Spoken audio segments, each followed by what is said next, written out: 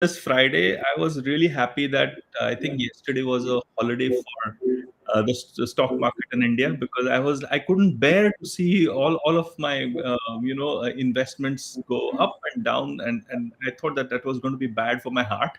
It's a really interesting Friday for all of us to be in. It is Friday the 11th, not Friday the 13th, but it is one of the things that I wanted to just that's why I named this video of ours, you know, market trumps tariffs, or so trumped by tariffs, or whatever the hell, man. I don't know. I think I'm pretty good at punning, but not very good at memory since it's advancing age and all of that.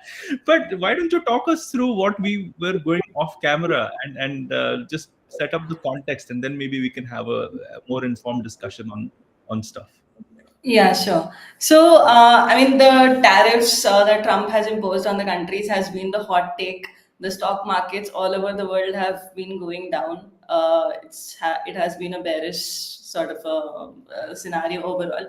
But yesterday there was an uptick because Trump announced that he'll be giving a 90-day leeway for the countries before the tariffs are implemented. Now, this does not include three countries, which are China, Mexico, and Canada. Yeah. Uh, as you all know, that Mexico and Canada are like the arch enemies of Trump, and China has been the second superpower that has been taking over the world economy, and America wants to, get away from those chains. So, I mean, this on China, and this morning the news was that the tariff stand at 145% on China. So now this opens us up to where the markets are shaping, what the trade is moving towards, and what does this 90-day leeway actually mean for the trade setup. I think this is more of a segue for the countries to look at other options beyond US. It reduces the collateral damage that would have happened had the tariffs gone into effect immediately. And this has given some kind of a leeway for the stock markets to stabilize a little bit since the crash that happened a few days ago. So So what is your take on this? yeah, so first of all, I'm no finance bro. I have no understanding of how markets shape up. I think my batchmate Sandeep Menon would be a good guest to have for us, who would explain it in great detail.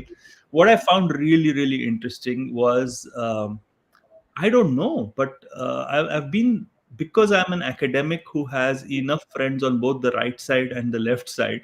I get very conflicting views on the same phenomenon that's happening. And one of the core things which struck me was, people talking about it as being market manipulation from the left side. And market manipulation means, like, yeah, if you're the president of a country and you have the ability to stop and start, and if that was your strategy to start with, so that people come to the table and talk and stuff like that, if you think that that was your strategy, then what you're doing is you're manipulating markets, right? So and therefore you have a lot to gain for yourself. So that was the conversation on the left side of the border. The right side of the border said, no, no, these are all plans. America has been in debt for the longest period of time, and therefore the storyline that they adopted was, okay, you know what, this had to be done. Trump is just the front. We can't keep having such a problem for crazy. Now the left says to this right one, that, you know what, the last time the US had a surplus instead of a deficit was in the Great Recession of 1930. So a surplus doesn't really work. Another really compelling argument about this from the left is, okay, something really interesting. The US exports high margin value products and imports low margin value products from China. So it's going to hurt the US much more. There was another argument saying that the US actually has customers which are going to pay the brunt of it, and the rest of it. Now, these are all the stories. Now, from the Trumpian side, this was all like a shadyantra tha bhai. This was part of the plan, and this is all, he promised something at the polls, and this is what he said, and this is what he's doing. A lot of the people on the left are saying he's completely a moron. He doesn't understand what he's doing.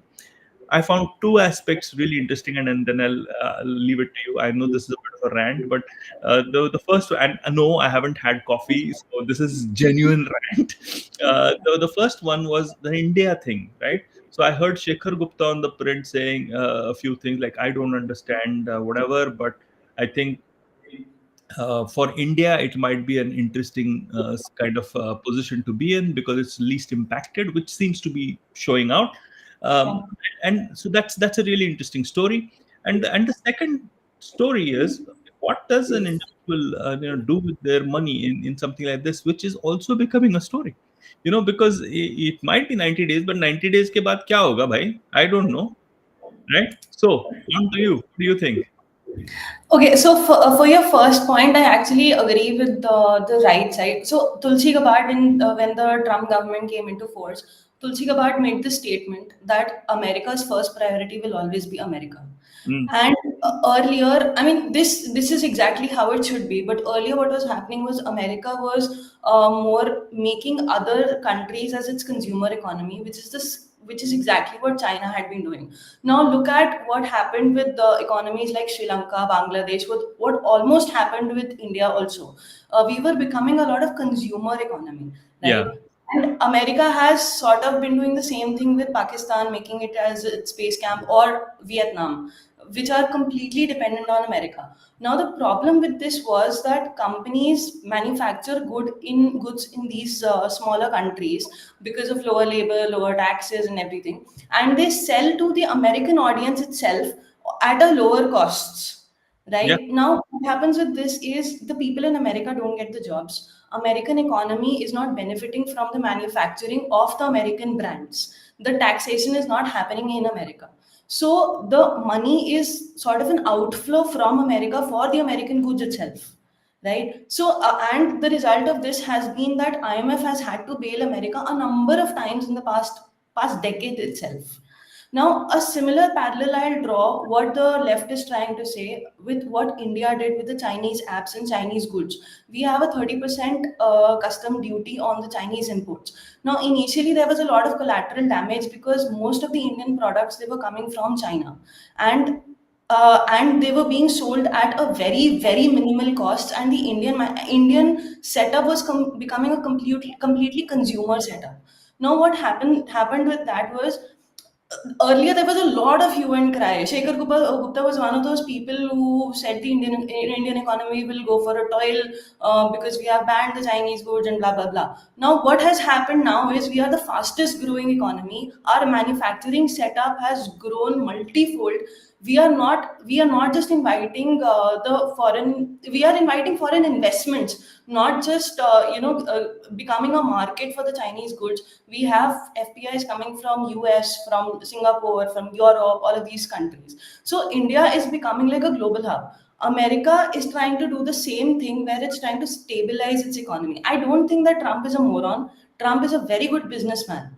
Any businessman who's running a country will run the country like its own business. That means profitability, right? He's not thinking in terms of socialism or communism. He's thinking in terms of a capitalist economy, which which will definitely favor America in the longer run. So that is, ladies and gentlemen, Jahnavi's story about the whole thing. Because see the whole thing, Jahnavi, I love the way in which you put out your argument about Trump not being a moron. I don't.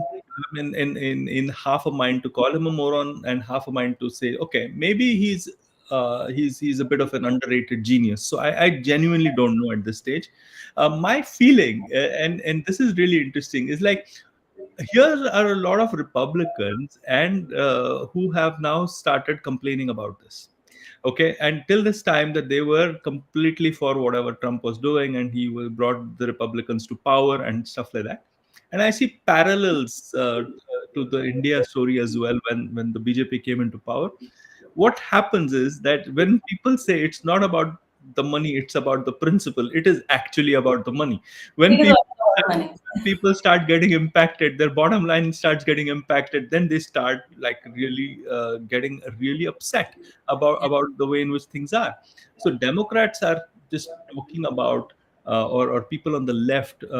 And the weird thing is that whatever Trump is doing is impacting the rest of the world, including India. So it is not a tin pot sort of dictator in Uruguay or something who's like, if this happened like to a tin pot dictator in Uruguay, we would laugh at this, right? Like, what is this guy doing, and does he know what he's doing? The whole weird aspect is that this is happening and it is impacting the rest of the world, and this is where storytelling has become really, really critical. Right? What are the stories that companies will tell their stakeholders in the next 90 days? What are the stories that stock markets will communicate to people, in individual investors, in the next 90 days? What Yeah. will, VCs do in the next 90 days? What will startups do in the next 90 days, based upon the fact that it is going to be a fairly volatile economy? Now, the story that you talked of, right, gives a certain level of certainty. Okay, this is what America is doing, this is what India is doing, etc., etc. And there is the other side. People will go into tribes and they will believe into their stories, and the way in which their money will flow will be based upon where their story goes. Do you think that that's correct? Agree. And one more point on the storytelling bit, right? So I think not just the 90 days, but the implementation of these tariffs Yeah. has opened the world to the real, transparent meaning of the word globalization. Earlier, globalization just meant how many foreign brands, European brands, or American brands do you have in your country? How Yeah. much of Western civilization you have in your country? Yeah. Now, the vernaculars, in the real meaning, the African countries, the Indian countries, the Sri Lankan, brands, the Sri Lankan brands, the Venezuelan brands, they will have an open market to each and every country of this world. And this is where the actual power of storytelling will come in, where you are building not just from the Western point of view or from the young target audience point of view. You're talking from an artisanal storytelling point of view, where the culture will actually matter, where the brands and their first principles will actually start mattering in this whole economy. So This this is is going to be this is like, such a positive way to kind of wrap our conversation. I never thought we'll end up in this positive positive place, Janvi. I never thought. So kudos to you. I just wanted to say, maybe end with this. This is a quip which I've thought of. So Bag's Eye, the pattern to it. In I think 2000 or 2001 or whenever, Thomas Friedman wrote a book called "The World Is Flat," right? hmm, And today, Trump has written another book which is called "The World Is Flattened." I don't know. on that on that happy note, wonderful. Let's go for it. Let's hope that the weekend treats us well. yeah. Have a happy weekend. Stock markets are closed, so chill out.